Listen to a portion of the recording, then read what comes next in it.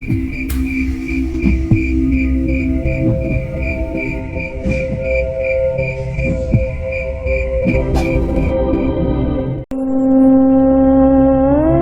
12 bulan 10 tahun 2010.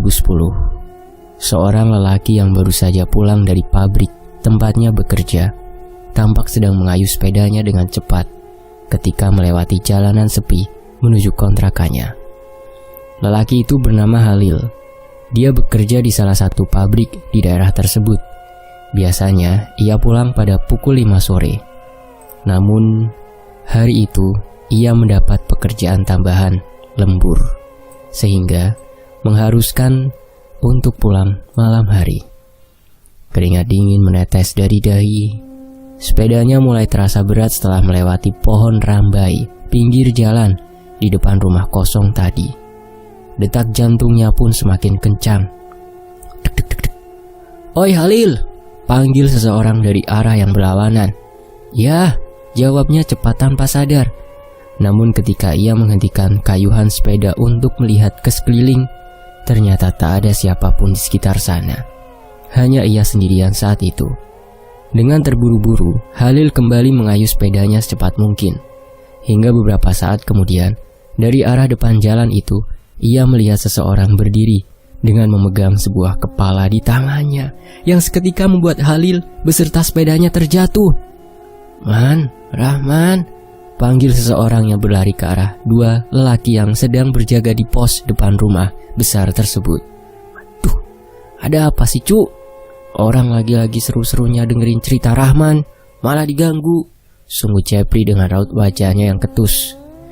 "Ya, cerita Halil barusan merupakan kisah yang diceritakan oleh Rahman ya, untuk teman kerjanya tersebut. Sekedar menemani mereka ngopi malam itu." "Itu bos, istrinya sakit. Kalian diminta bantu bawa ke mobil," ujar Cuk Leni. "Hah? Sakit apa, Cuk?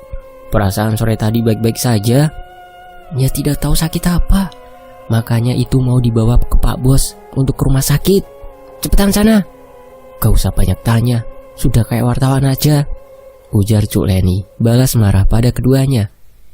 Sebelum mengikuti Cuk Leni dan Rahman masuk ke dalam rumah, Jepri terlebih dulu menghabiskan kopinya yang sisa 2 jarian.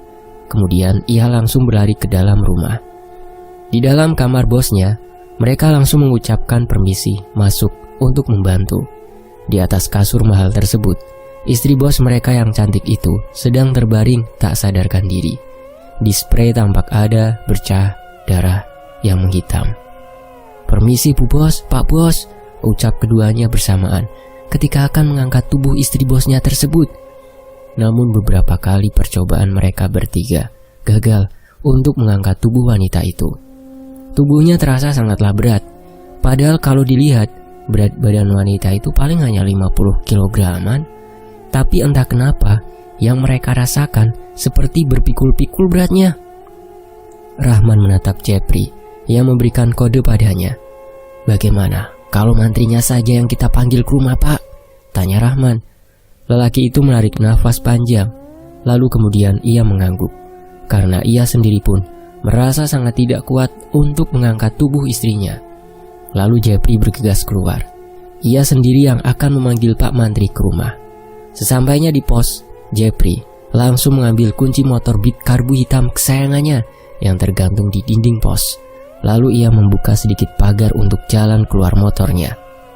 Tidak menunggu lama, ia bersama motor kesayangannya itu pun sudah melaju di jalanan sepi komplek perumahan tersebut. Tidak lama ketika ia keluar dari jalanan komplek, ia melihat rombongan penjual nasi.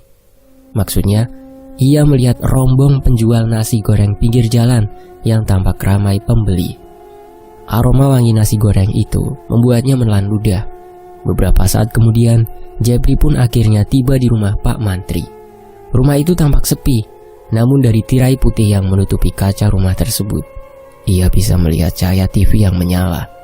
Setelah mengetuk beberapa kali, keluarlah seorang lelaki berusia 40 tahunan. Dialah Pak Mantri yang bernama Riyadi. "Ada yang bisa saya bantu?" "Iya Pak Mantri, istri bos saya sakit. Apakah Pak Mantri bisa mendatangi ke rumah bos saya?" "Siapa bosmu?" "Pak Ferdi Jaya." Mantri itu langsung mengangguk begitu mendengar nama tersebut. Siapa yang tak kenal nama itu? Salah satu orang ternama dan terpandang di daerah tersebut. Untuk namanya sudah diganti agar tidak menimbulkan masalah bagi narasumber dan Om Rasnya sendiri. Baik, tunggu sebentar ya, ujar Pak Mantri, lalu kembali masuk ke dalam rumah. Tidak lama kemudian beliau keluar lagi dengan memakai jaket dan kacamatanya. Mereka berdua beriringan menuju ke rumah Pak Ferdi. Dan ketika sampai di depan pagar, Jepri langsung membukakan pagar untuk Pak Mantri dan motornya. Setelah Pak Mantri masuk, barulah Jepri juga masuk. Namun saat akan menutup pintu pagar, Jepri melihat sekelebat bayangan putih yang menghilang di balik pohon di seberang jalan. Ketika bulu tengkuknya mulai merinding, cepat-cepat Jepri menutup pintu pagar dan menguncinya. Ia juga bergegas lari memasuki rumah. Dilihatnya Rahman yang sedang duduk lesehan di depan kamar bos mereka. Aku melihat ada sesuatu berwarna putih. Shoot, langsung menghilang di balik pohon di seberang jalan itu, man. Bisik Jepri seraya memeragakan bagaimana sosok putih-putih itu melintas dan menghilang. Rahman tetap terdiam, tak menggubris cerita Jepri. Kau kenapa, man? Rahman menggeleng. Namun raut wajahnya menunjukkan ada sesuatu yang mengejutkan baru saja terjadi. Aku melihat Bu Bos muntah darah dan paku, Jep. Jelas itu bukan penyakit medis, bisik Rahman. Hah, serius kau? Rahman mengangguk. Di dalam kamar, Pak Mantri mengatakan kalau kemungkinan istri Pak Ferdi itu terkena penyakit paru-paru dan disarankan untuk segera membawanya ke rumah sakit agar bisa diperiksa lebih lanjut. Sebab alat-alat yang Pak Mantri bawa hanyalah alat-alat biasa saja, seperti beberapa jenis obat-obatan dan tensimeter. Maaf Pak Bos, berarti kita bisa meminta bantuan Pak Mantri untuk mengangkat Bu Bos ke mobil kan? Ujar Rahman. Pak Ferdi mengangguk dan meminta tolong pada Pak Mantri untuk membantu mereka mengangkat istrinya. Awalnya Pak Mantri kebingungan, namun karena yang meminta tolong adalah orang terpandang yang banyak uang, tentu Pak Mantri tak berani menolak. Meski ia merasa aneh, kenapa harus berempat mengangkat wanita selangsing istri Pak Ferdi itu? Akan tetapi, raut wajahnya seketika berubah ketika mengangkat tubuh wanita tersebut. Beratnya sama sekali berbeda dengan apa yang ia bayangkan. Tapi Pak Mantri tak berani berkata apa-apa. Ia mencoba sekuat tenaga agar tubuh istri Pak Ferdi bisa terangkat. Alhasil, meski kesusahan, mereka berempat akhirnya berhasil membawa tubuh istri Pak Ferdi ke dalam mobil. Dengan ditemani Cuk Leni, mereka pun melaju menuju ke rumah sakit, meninggalkan Rahman, Jepri, dan Pak Mantri yang masih ngos-ngosan mengatur nafas. Kalau begitu, saya pamit pulang ya. Sampaikan rasa terima kasih saya pada Pak Ferdi, ujar Pak Mantri, seraya mengantongi uang yang diberikan oleh Pak Ferdi tadi. Setelah kepergian Pak Mantri, Rahman langsung berlari ke arah rumah. Setelah menutup pintu rumah tersebut, Rahman kembali ke pos jaga. Ketika baru saja duduk, Jepri langsung memberondong Rahman dengan pertanyaan. Serius man, tadi kau melihat Bu Bos muntah paku? Iya, tapi oleh Pak Ferdi, paku-paku itu langsung dibuang. Ih, serem juga ya.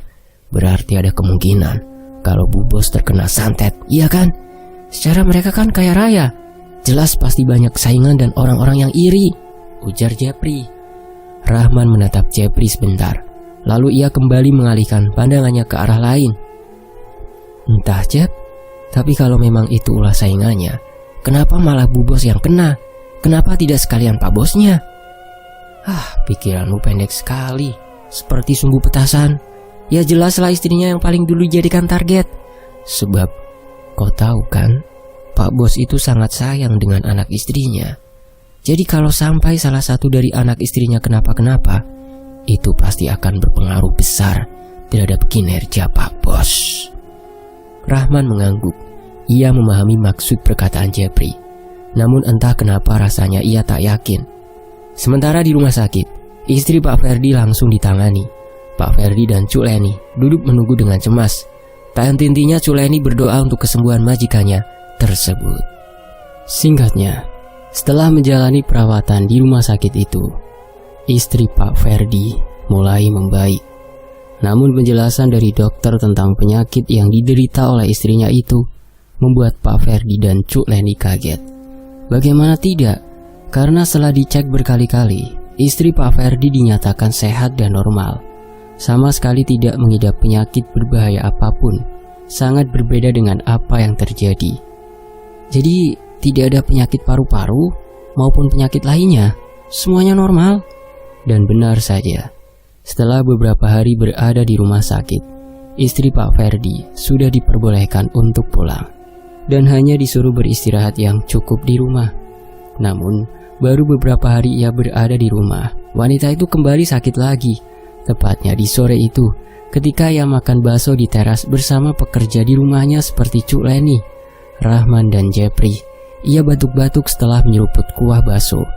Awalnya mereka mengira hanyalah kesedak biasa. Namun, ketika ia memuntahkan darah dan beberapa helai rambut dari mulutnya, tentu hal itu membuat Cuk Leni, Jepri dan Rahman kaget setengah mati. Kuah bakso itu bercampur dengan darah kental kehitam-hitaman. Mata Jepri melotot dan sontak tangannya menutup mulut. Cuk Leni langsung mengelus punggung wanita itu, bermaksud supaya ibu bosnya merasa lebih baik setelah muntah tadi. Namun tidak hanya sampai di situ. Istri Pak Ferdi tersebut kembali batuk-batuk. Batuknya pun terdengar sangat aneh. "Ayo bantu aku membawa ibu ke dalam," ujar Cuk Leni pada Rahman dan Jepri yang masih bengong. Tanpa diminta 2 kali, mereka berdua langsung membantu memapah istri Pak Ferdi ke dalam rumah. Setelah keluar dari kamar bos mereka, Jepri dan Rahman saling diam-diaman. Mereka hanyut dalam pikirannya masing-masing. Bu bos batuk darah dan rambut. Aku melihatnya dengan begitu nyata, Man. Sulit dipercaya. Tapi aku melihatnya dengan mata kepalaku sendiri, gumam Jepri. Karena menyaksikan kejadian itu akhirnya Jepri jatuh sakit. Ia tak masuk kerja selama 2 hari. Dan 2 hari itulah Rahman berjaga seorang diri. Sementara di rumahnya, Jepri menanyakan perihal ciri-ciri orang terkena santet pada salah satu kerabatnya yang bernama kakek Yusuf, yang kala itu beliau bertamu ke rumah keluarga Jepri. Banyak macam ciri-ciri terkena santet, tergantung dari jenis santet apa yang dikirimkan. Ada yang di sekitar rumah terdengar seperti suara ledakan yang tidak diketahui sumbernya. Ada juga yang di atap rumah terdengar seperti lemparan batu.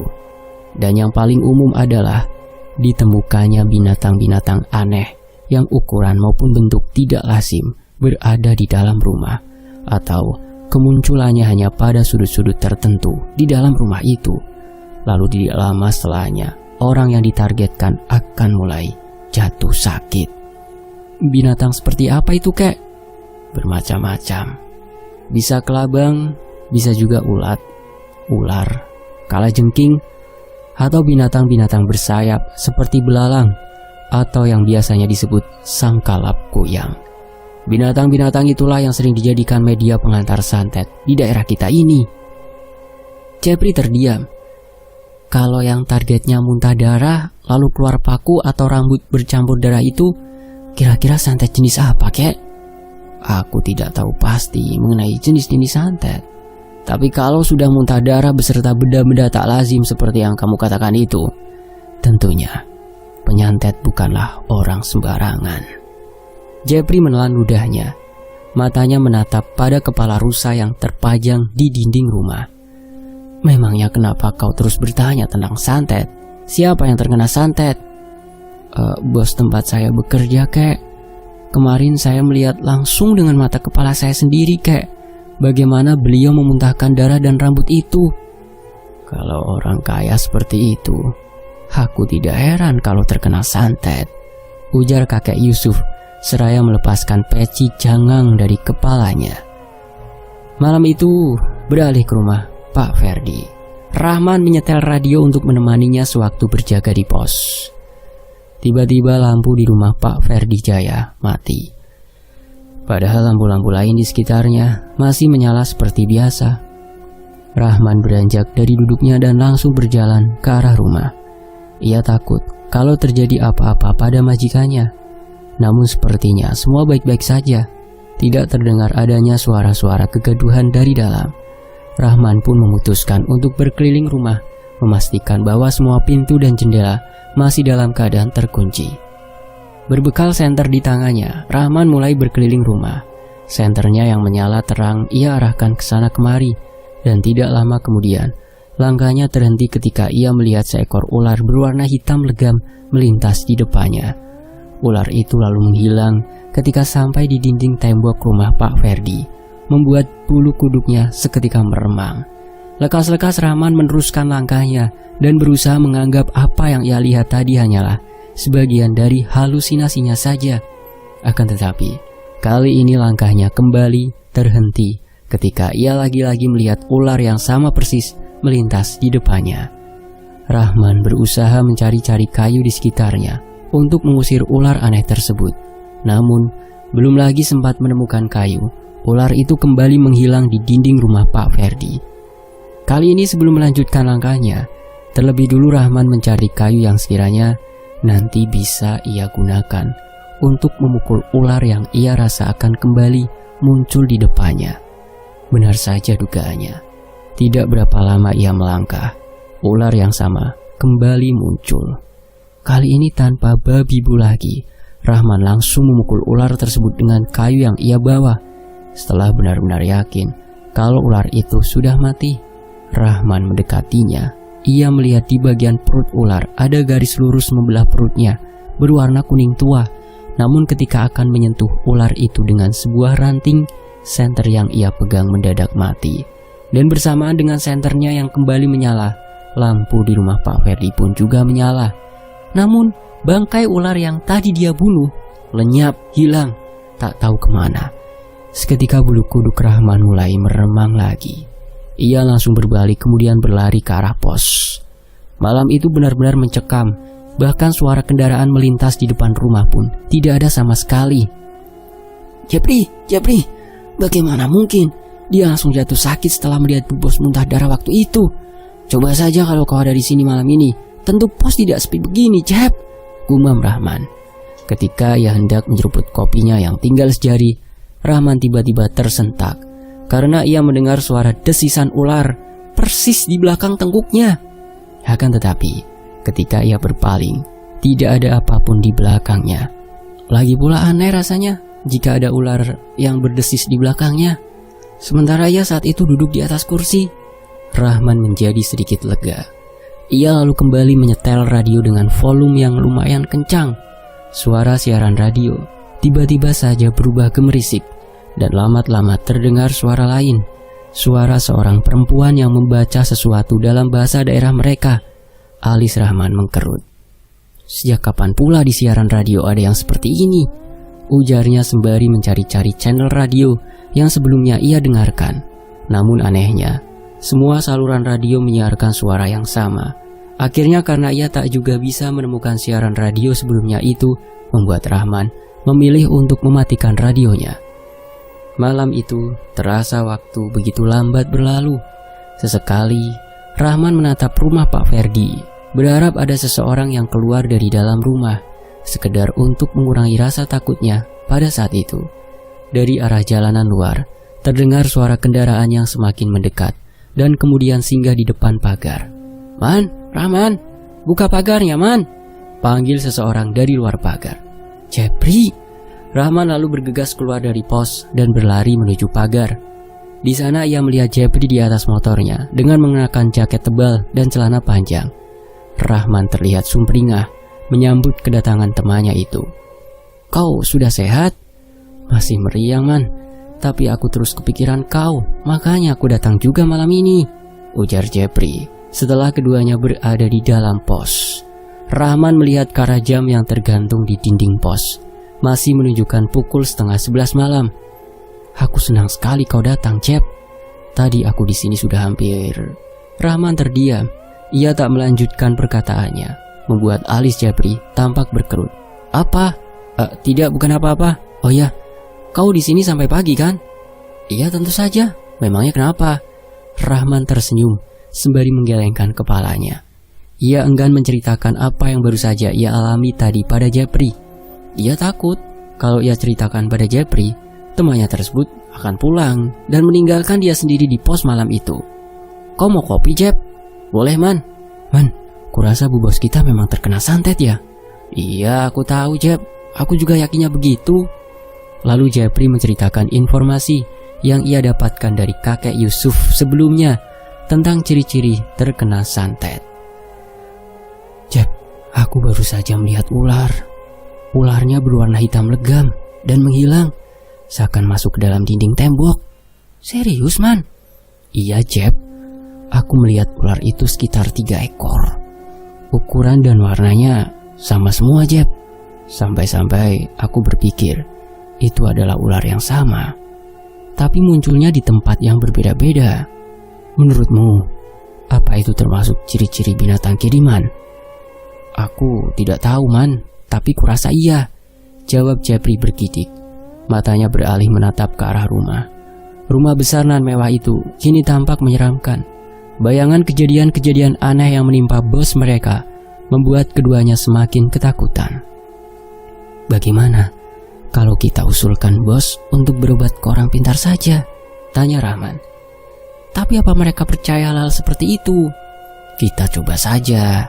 Kalau tidak dicoba, mana kita tahu kan kalau bos percaya atau tidak? Jepri mengangguk tanda setuju dengan apa yang dikatakan oleh Rahman. Singkat cerita, keesokan paginya ketika bos mereka baru saja hendak pergi, Rahman dan Jepri langsung menghampiri Pak Ferdi. Kamu sudah sehat, Jepri? Kalau memang masih tidak sehat, jangan dipaksakan dulu masuk kerja. Nanti bisa semakin parah sakitmu. Iya, Pak, saya sudah sehat. Hanya sedikit meriang saja, jawab Jepri tersenyum. Ia memang sangat kagum dengan bosnya itu. Tidak hanya kaya raya, tapi juga sangat baik hati. Ia selalu memperhatikan kesehatan bawahan-bawahannya. Tapi entah kenapa, ada saja yang berbuat jahat terhadap orang sebaik Pak Ferdi itu. Anu Pak Bos, begini, apa tidak sebaiknya kalau ibu bos dibawa ke orang pintar saja? Tanya Rahman terbata-bata. Rencananya memang mau seperti itu, tapi saya tidak tahu di mana tempat tinggal orang pintarnya, jawab Pak Ferdi membuat keduanya kaget dengan mata melotot. Kalian tahu atau mungkin kenal dengan salah satu orang yang paham dengan hal-hal seperti itu? Kalau memang kalian ada yang tahu, saya ingin diantarkan ke rumahnya. Rahma dan Jepri saling pandang. Saya sih tidak tahu, Pak, tapi mungkin kakek saya tahu, jawab Jepri. Oh ya? Kalau begitu, nanti coba kamu tanyakan pada kakekmu rumah orang pintarnya di mana ya? Baik, Pak Bos, nanti saya tanyakan pada kakek, jawab Jepri. Nah, ini untuk uang bensinmu ya, ujar Pak Ferdi seraya memberikan uang pada Jepri. Setelah memberikan uang bensin yang lumayan banyak itu, Pak Ferdi pun langsung pergi. Tidak lama Rahmat datang. Lelaki berusia 30-an itu adalah orang yang akan berjaga di siang hari. Lalu, setelah berpamitan pada Rahmat, Rahman dan Jepri pun pulang.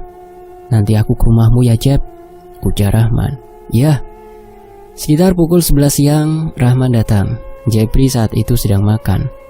Makan sini, Man, ajak Jepri. Tak menolak, Rahman langsung mengambil piring dan nasi. Di hadapannya terhidang lauk pauk sederhana, namun memiliki kenikmatan bintang 5. Sambal terasi, sayur pepaya muda yang direbus, timun, dan daun singkong, beserta lauknya seperti ikan asin, goreng atau bakar, telur dadar dan tahu tempe goreng, membuat Rahman dan Jepri makan dengan sangat lahapnya. Rahman memang selalu berselera bila makan di rumah Jepri, karena ibunya Jepri memang sangat rajin memasak berbagai macam lauk pauk yang enak, berbeda dengan ibunya Rahman yang hanya memasak satu macam makanan setiap harinya. Selesai makan, mereka duduk santai di pelataran sambil melihat anak-anak kecil yang bermain. Enaknya jadi anak-anak ya kan, Jep? Tidak perlu memikirkan rumitnya kehidupan, Jep, ujar Rahman. Ya, kita pun dulu pernah berada di posisi mereka, Man. Tidak jarang juga kita dipukuli karena lupa waktu. Ya meskipun begitu, rasanya aku ingin sekali kembali dan mengulang masa-masa itu, Jep. Jepri tersenyum. Ayo, kita ke rumahnya kakekku, ajak Jepri. Rahman mengangguk. Ia mengekor di belakang Jepri.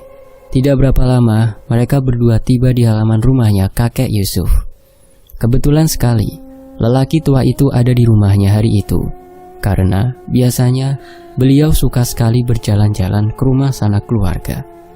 Saat itu kakek Yusuf terlihat sedang memainkan ayam jagonya yang memiliki bulu berwarna putih kehijauan itu. "Ada apa, Jeb? Mau beli ayam lagi?" tanyanya sambil tertawa. "Tidak, kek. Aku kesini ingin menanyakan, kira-kira kakek kenal atau tidak dengan orang pintar?" "Tentu, aku kenal dengan banyak orang pintar. Seperti Pak Kades, Pak RT, anggota DPR pun aku juga kenal, Jeb. Banyak orang-orang pintar kenalanku. Memangnya kenapa? Kau mau masuk perusahaan lewat jalur bantuan orang dalam?" "Astaga, bukan orang pintar yang seperti itu maksudku, kek." "Lah terus, Jeb?" "Dukun, kek, dukun." "Oh, dukun. Hah, dukun? Mau apa kalian menanyakan dukun padaku?" "Bos kami, kek. Bos kami mau membawa istrinya berobat. Kemarin kan padahal sudah kuceritakan. Masa sudah lupa?" "Oh, pria santet itu." "Nah, ya itu. Coba kalian ke daerah PN. Di sana ada kenalanku bernama Saruja." Untuk nama dan daerah sudah diganti ya, atau sudah disamarkan. Dia itu dulu bisa mengobati berbagai macam santet. "Alamat tepatnya di mana, kek?" "Rumahnya dulu itu masuk ke hulu sungai. Butuh waktu sehari semalam untuk ke sana." "Kakek masih ingat rumahnya di mana?" "Tentu aku ingat. Itu pun kalau dia masih hidup." Rahman dan Jepri kembali berpandangan. "Naik motor ke sana apa bisa, kek?" "Naik motor katamu? Naik perahu saja susah. Bagaimana ceritanya naik motor?" Dulu jalanan menuju ke daerah yang disebut kakek Yusuf tersebut memang sangat rusak dan sebagian masih dalam proses pembangunan. "Jadi kesana lewat apa, kek?" "Ya lewat jalur air." "Tadi katanya pakai perahu susah, kek." "Ya itu memang susah karena banyak kiham yang harus dilewati di sungai mengarah ke rumah orang yang kumaksud itu. Kalau masih di Sungai Barito ini, jangankan pakai perahu, kalian pakai tongkang sekalipun tidak akan ada kendala." Jepri terdiam. "Tapi di daerah BN itu kan terkenal sekali ya, kek, dengan hal-hal gaibnya. Bahkan burung kita sendiri pun bisa dihilangkan oleh mereka. Maka dari itu, kalian kalau ke sana jangan macam-macam. Berkelakuanlah yang sopan, selayaknya pepatah. Di mana bumi dipijak, di situ langit dijunjung." "Aku ini dulunya itu perantauan juga. Tapi aku tidak pernah berkelakuan aneh-aneh yang memicu emosi orang-orang di desa yang kutempati. Kita sopan, orang pun segan." "Iya betul, kek," ujar Rahman. "Jadi kapan kalian akan ke sana?" tanya kakek Yusuf. "Wah, kami tidak tahu juga, kek. Yang pasti kami akan sampaikan dulu tentang ini ke bos kami. Dan semisal beliau meminta diantarkan, apakah kakek bersedia mengantarkannya?" "Kalau ada uang, aku jalan. Tapi kalau tidak ada, parai," jawab kakek Yusuf tertawa. Sementara itu di sisi lain, malam harinya Rahman dan Jepri yang berada di pos didatangi oleh Pak Ferdi Jaya. "Bagaimana, Jep? Apa kata kakekmu?" tanya Pak Ferdi. Lelaki itu tampaknya benar-benar serius. "Ada, Pak, tapi butuh 1 hari 1 malam untuk rumahnya." Pak Ferdi menghela nafas panjang. "Tidak mengapa, asalkan ada. Kalau begitu lebih baik secepatnya kalian ke sana ya. Saya benar-benar minta tolong. Untuk ongkos dan lain-lain, kalian jangan khawatir." "Kami berdua, Pak." "Ya kalian berdua. Yang jaga nanti siapa?" "Masalah itu kalian tidak perlu khawatir. Saya akan meminta Rahmat, Anang, dan Imron untuk bergantian berjaga selama kalian tidak ada." "Jadi sebaiknya kami berangkat hari apa, Pak?" tanya Jepri. "Lebih cepat lebih baik. Bagaimana kalau besok? Apa kalian tidak sibuk?" Tidak, Pak." "Bagus. Besok pagi sebelum pulang, kalian temui saya terlebih dulu ya. Selamat malam dan selamat bertugas." Malam itu lagi-lagi lampu mati mendadak di rumah Pak Ferdi. "Kemarin malam itu juga begini, Jeb. Lampunya mati. Yang mati juga cuma di rumahnya Pak Bos. Kita periksa yuk." Rahman dan Jepri membawa senter masing-masing untuk memeriksa ke sekitar rumah bos mereka itu. Saat Jepri mengarahkan senternya ke bawah, Ia tampak kaget melihat kelabang besar yang berjalan cepat mengarah ke dinding rumah. Man, ada kelabang! Rahman lantas melepaskan sandalnya dan bermaksud untuk memukul kelabang tersebut. Namun entah bagaimana, tiba-tiba kelabang yang ia pukul itu menggigitnya. Rahman menjerit kesakitan. Cepat-cepat Jepri mengajaknya lari menuju pos. Jepri menyulut rokok dan mendekatkan api rokok itu pada luka gigitan kelabang di tangan Rahman. Rahman meringis. Bagus kalau itu tadi kelabang biasa, tapi bagaimana kalau misalnya itu tadi kelabang jadi-jadian? Kau jangan nakut-nakuti aku, Jep. Kau bertindak gegabah.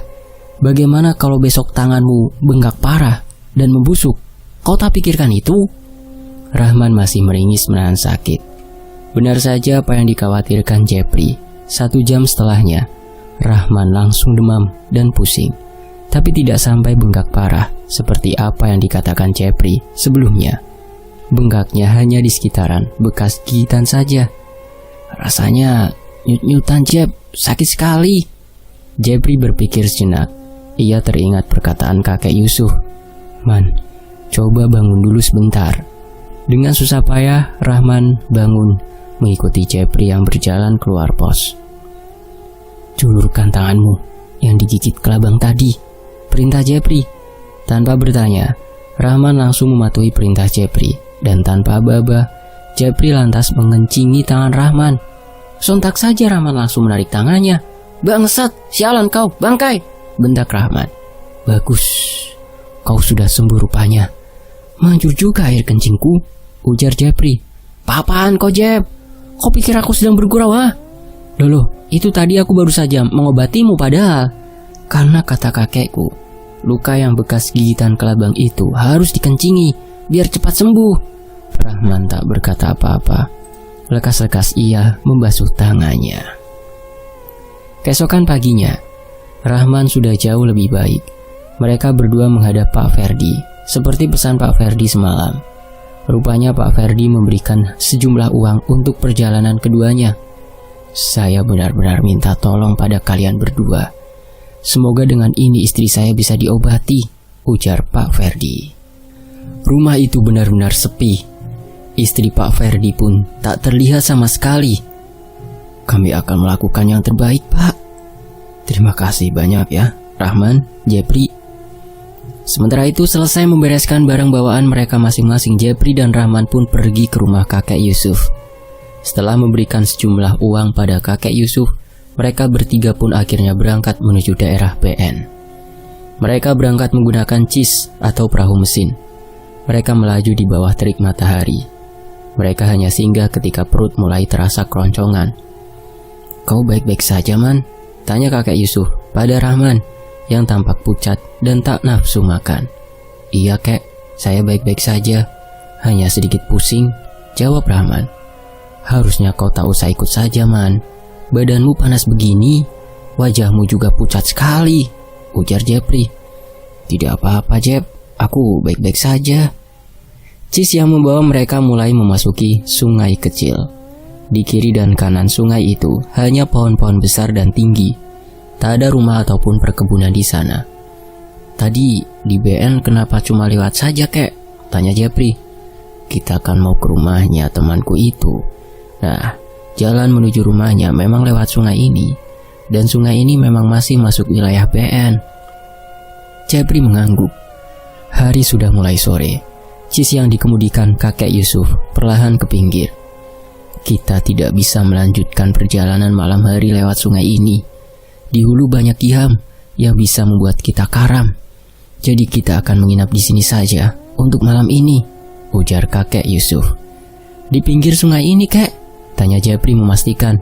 Kakek Yusuf mengangguk. Ikat tali cisnya, Jepri, perintah kakek Yusuf. Jepri melompat turun. Ia langsung menarik cis ke arah pohon mondo yang menjuntai ke air untuk mengikatkan tali cis pada pohon tersebut. Nah, di situ lingai. Lingai itu bersih ya, tidak ada kayu-kayuan ataupun tumbuhan. Di situ lingai, bagus untuk mendirikan pondok, ujar kakek Yusuf menunjuk ke pinggir sungai. Tapi kami tidak bawa terpal, kek. Itu ada di depan. Kau tinggal buat saja pondoknya. Aku mau mencoba memasang pancing di hilir tadi. Akhirnya mau tak mau, Jepri mulai membuat pondok untuk mereka beristirahat, sementara Rahman tiduran di dalam cis. Saat pondok sederhana itu selesai dibuat, kakek Yusuf kembali membawa beberapa ekor ikan baung. Ikan baung yang lumayan besar hasil pancingnya. Banyak sekali ikannya di sana, Jep. Lihat, aku dapat banyak ini. Iya, kek. Nah, sekarang aku mau masak nasi dulu, ujar Jepri. Jepri berjalan ke arah cis untuk mengambil beras mereka. Tampak Rahman masih tertidur nyenyak di dalam cis. Man, pondok kita sudah selesai. Jadi lebih baik kau pindah tidur di pondok saja, ujar Jepri membangunkan temannya itu. Maaf ya, Jep, aku tidak membantumu.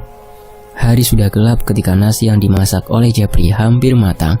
Sementara kakek Yusuf sibuk membakar ikan baung untuk lauk makan mereka malam itu. Ketika nasi dan ikan baung bakar sudah siap santap, mereka bertiga pun makan dengan lahap.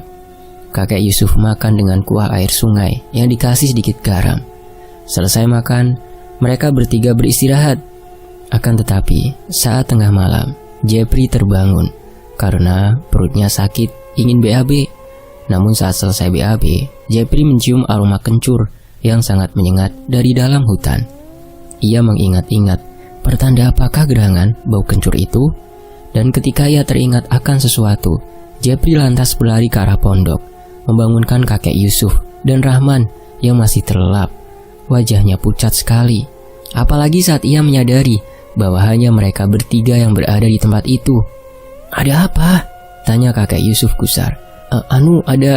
Ada ikan menyambar kotoranku tadi, ujar Jepri terbata. Kakek Yusuf yang tahu maksud perkataan Jepri langsung duduk.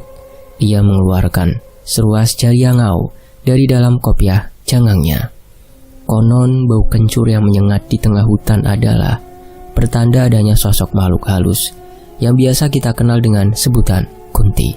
Sementara jari yangau adalah tumbuhan yang daunnya mirip serai dan memiliki bau khas yang sangat dibenci oleh kuntilanak.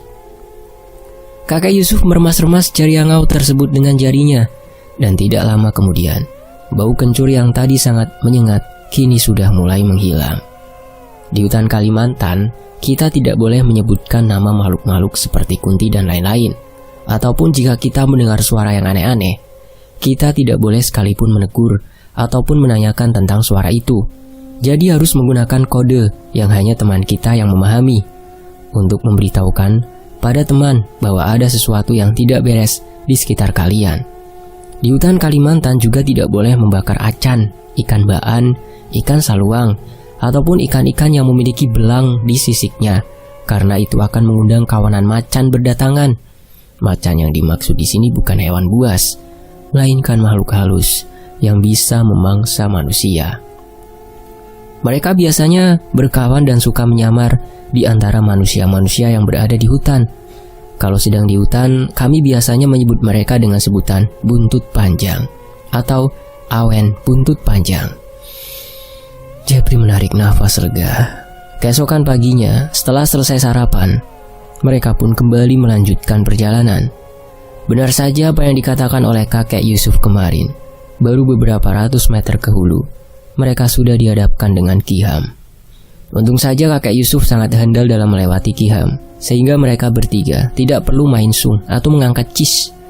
Namun ketika tiba di Ongkong yang sudah sangat dekat dengan rumah Saruja, mereka bertiga terpaksa main sung cis agar bisa melewati Ongkong tanpa merusak cis. Singkat cerita, sekitar 4 sore kira-kira, mereka pun sampai di lanting kecil tempat Saruja meletakkan cis. Dan tidak jauh dari sana, terlihat sebuah rumah kayu yang lumayan tinggi berdiri. Kedatangan mereka disambut oleh gonggongan beberapa ekor anjing milik tuan rumah.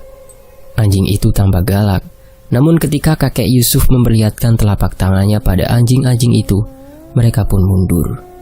Jepri berkelayut di lengan Rahman, sambil sesekali ia memburu anjing yang hendak mendekatinya.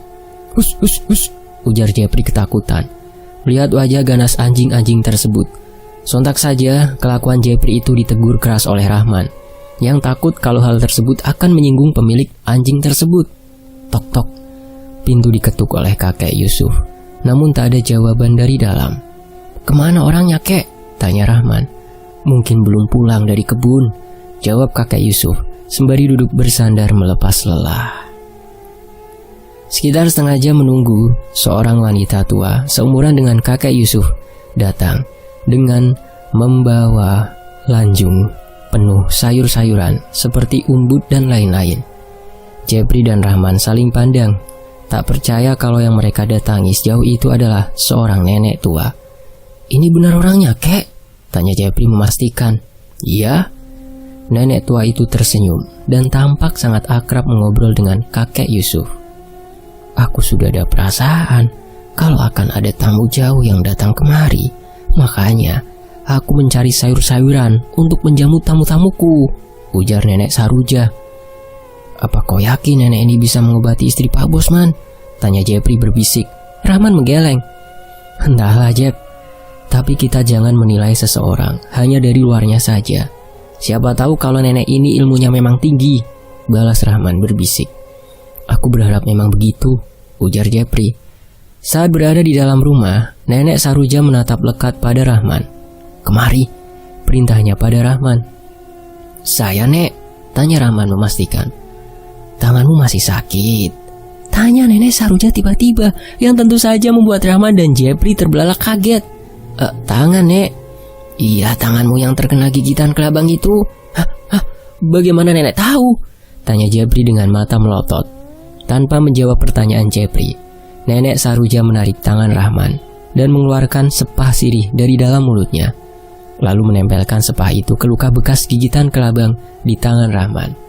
Rahman merasa luka itu berkedut-kedut dan sangat nyeri sekali, sampai-sampai ia meringis kesakitan dibuatnya. "Kau termasuk kuat, Cuk. Kalau tidak, mungkin keadaanmu sudah sangat parah sekarang," ujar Nenek Saruja. Rahman tak bertanya lebih lanjut.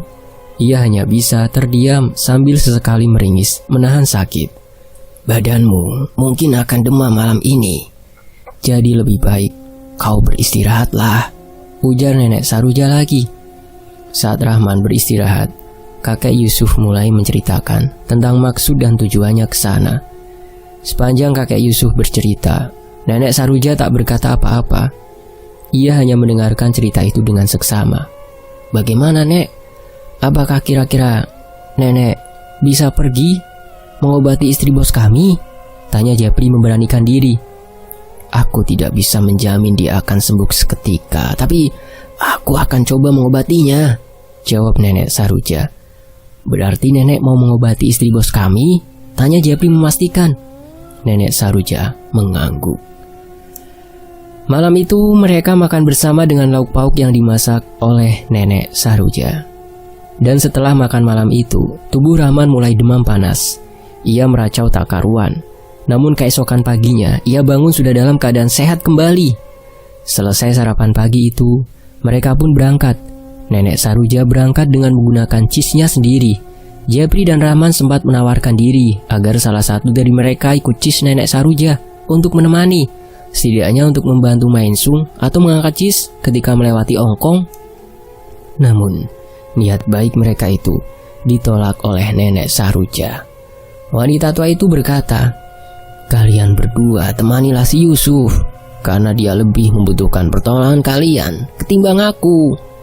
Singkatnya, ketika mereka bertiga sangat berhati-hati melewati ongkong, Nenek Saruja malah terlihat tetap tenang, duduk di atas cis dan melewati ongkong tanpa hambatan, membuat Rahman dan Jepri geleng-geleng kepala. "Bagaimana? Apa kalian masih meragukan dia?" tanya kakek Yusuf. Tidak, kek. Kami benar-benar sudah salah sangka karena hanya menilai dari penampilan dan gender beliau saja," jawab Jepri. Mereka melanjutkan perjalanan dan hanya akan singgah di pinggiran sungai untuk makan. Singkat ceritanya, kedua cis itu sudah sampai di desa dan mereka tak langsung pergi ke rumah Pak Ferdi dikarenakan Jepri dan Rahman yang kelelahan. Namun ketika mereka ke rumah Pak Ferdi, di sana sudah banyak sekali orang-orang yang berkumpul, terutamanya keluarga besar Pak Ferdi. Rupa-rupanya anak Pak Ferdi yang bersekolah dan tinggal di rumah mereka yang berada di kota lain itu meninggal dunia. Tubuhnya membiru dan kaku. Nenek Saruja mengatakan bahwa itu adalah Parangnaya. Berarti yang mengirimkan penyakit itu benar-benar menginginkan kehancuran keluarga Pak Ferdi. Tapi entah apa alasannya, sampai-sampai anak Pak Ferdi pun ikut menjadi korban. Kedatangan mereka saat itu tidak terlalu dihiraukan oleh Pak Ferdi, dan Jepri pun maklum. Karena bagaimanapun tentu Pak Ferdi sangat sedih dan berduka atas kematian anaknya itu. Kira-kira apa yang membuat orang begitu ingin menghancurkan keluarga bos kami ya, Nek? Tanya Rahman. Dendam. Tapi aku tidak bisa jelas melihat alasan di balik dendam itu. Yang pasti aku rasa tentu dendam itu sangat besar. 2 hari setelah kematian anaknya, hari itu Pak Ferdi datang ke rumah Jepri karena sakit istrinya semakin parah saja. Singkatnya, ketika melihat langsung keadaan istri Pak Ferdi itu, Nenek Saroja tampak tak berkedip. "Istri saya terkena santet kan?" tanya Pak Ferdi. "Ya, tapi apa masih bisa disembuhkan?" tanya Pak Ferdi penuh harap. Nenek Saroja menarik nafas panjang sebelum menjawab pertanyaan itu. "Aku akan coba, tapi jangan terlalu berharap dengan hasilnya. Karena yang kulihat istrimu ini sudah sangat parah. Andai orang yang mengirimkan sakit ini ingin istrimu mati sekarang juga, maka istrimu akan mati." Pak Ferdi tertunduk. Raut wajahnya sangat sedih kala itu. Dan malam harinya, Nenek Saroja mulai mencoba mengobati istri Pak Ferdi. Segala sesuatu yang beliau butuhkan untuk ritual itu disiapkan secepat kilat oleh orang-orangnya Pak Ferdi. Rahman, Jepri, kakek Yusuf tak mengetahui apa yang dilakukan oleh Nenek Saroja. Di dalam kamar tertutup itu, mereka hanya bisa menunggu dengan perasaan was-was. Sekitar 1 jam, Nenek Saroja keluar dari dalam kamar. Raut wajahnya sangat berbeda dengan sebelumnya. Beliau memanggil Pak Ferdi untuk masuk ke dalam kamar, membuat Jepri, Rahman, dan kakek Yusuf saling pandang karena penasaran. "Kira-kira apa yang mereka bicarakan?" tanya Jepri pada kakek Yusuf.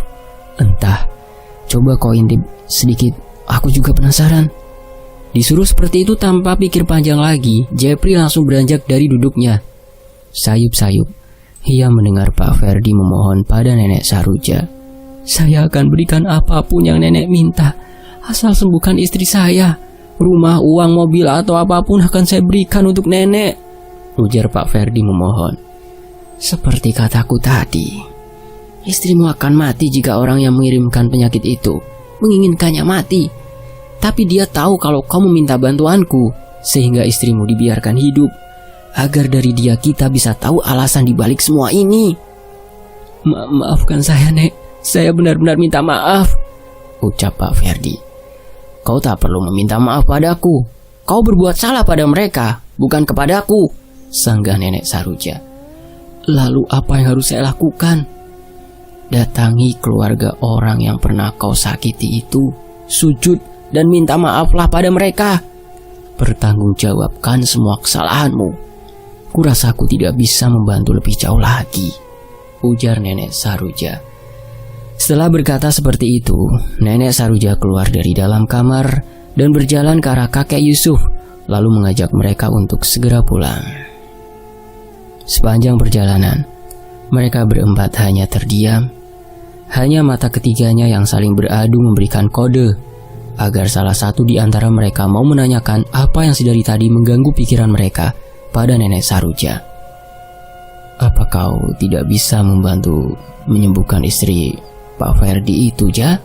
tanya kakek Yusuf akhirnya. Nenek Saroja menarik nafas panjang sebelum menjawab pertanyaan tersebut.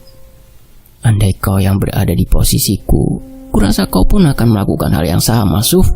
"Maksudmu, Ja?"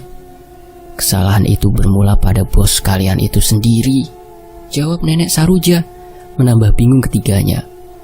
"Coba kau jelaskan secara rinci, Ja. Aku tidak mengerti apa maksud perkataanmu itu."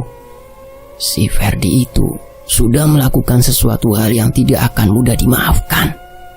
Dia sudah memerkosa anak orang, sampai akhirnya perempuan itu menghabisi nyawanya sendiri disebabkan karena telah mengandung."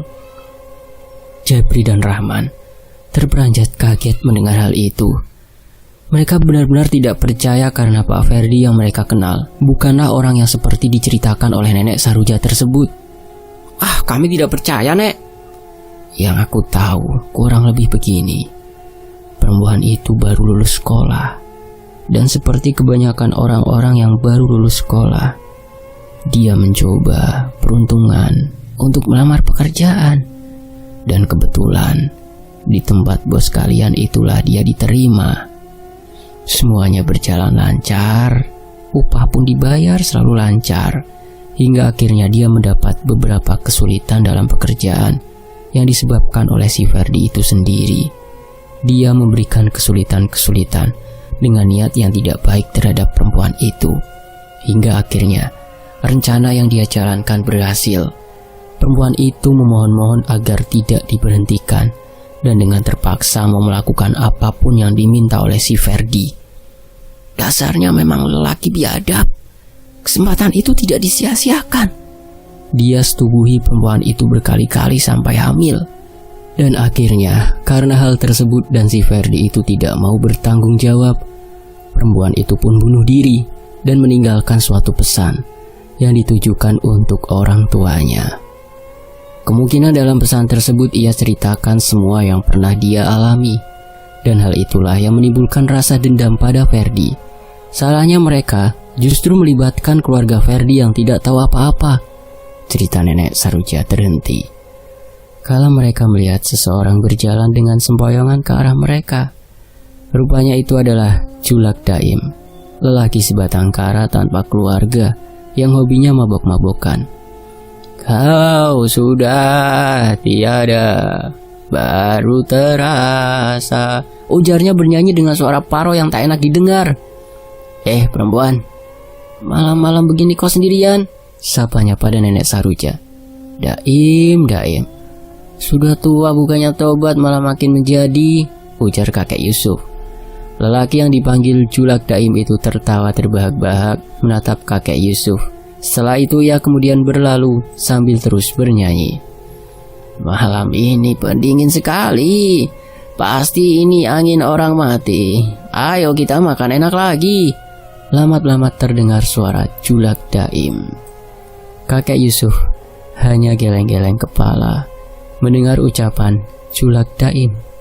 Oh ya nek, kalau misalkan Pak Ferdi minta maaf pada keluarga si korban itu, apa kemungkinan istri Pak Ferdi bisa sembuh? Tanya Rahman. Entahlah, tapi tidak ada salah untuk meminta maaf kan? Terlepas mereka mau memaafkan atau tidak. Singkatnya, setelah sampai di rumah, nenek Saroja langsung meninggalkan mereka bertiga yang masih mengobrol di luar. Di dalam ruangan tersebut, nenek Saroja langsung menghidupkan perapin dan kemenyan. Beliau duduk bersila dengan mata tertutup. Kira-kira nenek Saroja kenapa ya? Tanya Jepri. Kakek Yusuf mengangkat bahunya. Lalu perlahan beliau beranjak untuk mengintip apa yang sedang dilakukan oleh nenek Saroja. Jepri menyenggol lengan Rahman yang duduk di sebelahnya, memberi isyarat pertanyaan. Namun sama seperti Jepri, Rahman pun tidak mengetahui apa yang sedang terjadi. Kakek Yusuf masih memperhatikan nenek Saroja yang tampak tengah duduk bersila di depan perapin tersebut. Entah apa yang sedang beliau lakukan, tapi kakek Yusuf yakin itu pasti ada hubungannya dengan istri Pak Ferdi. Malam semakin larut, udara dingin kian terasa menusuk. Di dalam rumah, kakek Yusuf, Jepri dan Rahman masih duduk menunggu kemunculan nenek Saroja. Tiba-tiba dari dalam ruangan tadi terdengar suara batuk nenek Saroja. Karena khawatir, ketiganya langsung beranjak untuk memeriksa apa gerangan yang terjadi di dalam. Tampak di dalam ruangan itu, beliau duduk berselonjor kaki dengan kedua tangan ke belakang menyangga badan. Keringat memenuhi wajahnya yang keriput. Helaan nafasnya pun terdengar terengah-engah. Nenek, apa yang terjadi nek? Tanya Rahman. Istri bos kalian itu sudah mati, jawabnya membuat Jepri dan Rahman terengah-engah. Ah, nenek jangan bercanda nek, ujar Jepri. Kau pikir aku sedang bercanda? Buat apa aku membercandakan nyawa seseorang bodoh? Jepri terdiam. Ia tak berani berkata apa-apa lagi setelah dibentak seperti itu oleh nenek Saroja. Dan keesokan paginya, apa yang dikatakan nenek Saroja terbukti. Istri Pak Ferdi sudah meninggal. Di saat acara pemakaman banyak sekali orang-orang yang hadir, termasuk nenek Saroja yang melihat dari kejauhan. Namun ada yang aneh pada tatapan beliau. Sedari awal datang, mata beliau terfokus pada salah seorang yang hadir di acara pemakaman itu. "Ada apa dengan orang itu, Jak?" tanya kakek Yusuf. "Dialah orangnya." Mendengar jawaban singkat itu, kakek Yusuf langsung paham. Memang benar orang tersebut adalah orang tua gadis yang dikabarkan meninggal karena bunuh diri itu. "Oh, jadi mereka?" gumam kakek Yusuf. Wajahnya tanpa ekspresi. Dia mematung berdiri di sana. Namun dapat disimpulkan dari tatapan matanya, ia terlihat sangat puas dengan apa yang menimpa keluarga Pak Ferdi. Dan ketika acara selesai, orang itu berjalan menghampiri nenek Saroja. Dia pantas mendapatkan semua itu agar dia merasakan bagaimana sakitnya kehilangan orang yang paling berharga di hidupnya, bisik orang tersebut. "Tapi kau salah. Kenapa kau libatkan keluarganya yang tak tahu apa-apa? Harusnya kau bunuh saja pelakunya, jangan keluarganya." "Di matamu mungkin aku salah, tapi menurutku aku sudah benar. Orang seperti itu tidak pantas langsung mati. Tapi dia harus merasakan apa yang kurasakan ketika melihat anakku mati." Melihat orang-orang terkasihnya mati di depan mata disebabkan oleh kesalahannya akan jauh lebih menyiksa. Lanjut orang itu. Mendengar perkataan orang itu, nenek Saroja hanya bisa menggeleng. Ia tak tahu lagi harus berkata apa. Karena bila dendam sudah memuncak, apapun pasti akan dilakukan, dan yang salah pun akan tetap benar di mata mereka. Dan pada akhirnya usaha Pak Ferdi Jaya bangkrut. Dia juga sakit-sakitan hingga meninggal dunia menyusul anak dan istrinya. Demikianlah sebuah kisah yang tentunya bisa kita ambil positifnya dari Om Ras dari tanah Kalimantan. Assalamualaikum warahmatullahi wabarakatuh. Alhamdulillah. Sampai jumpa di kisah lainnya.